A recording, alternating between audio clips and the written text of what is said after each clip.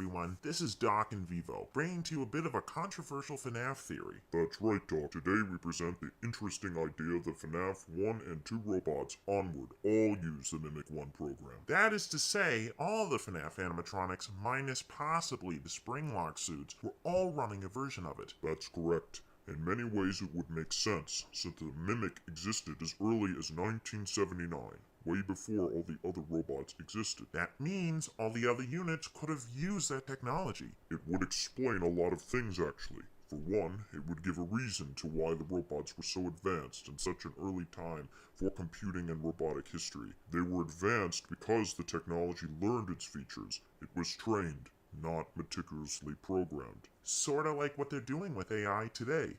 Exactly. Tesla Optimus bots seem to be using a version of this technology to train their robots as we speak. Could it also explain why the robots were so aggressive? Yes, in the books it is explained that the Mimic is like a mirror of what it sees in some cases. If it sees murder, it will commit it.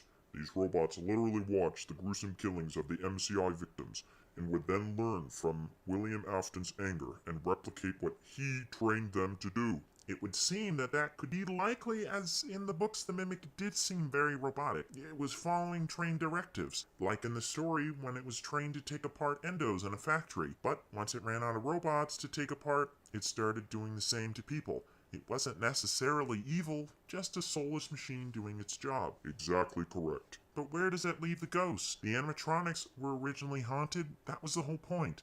Oh yes, it was originally.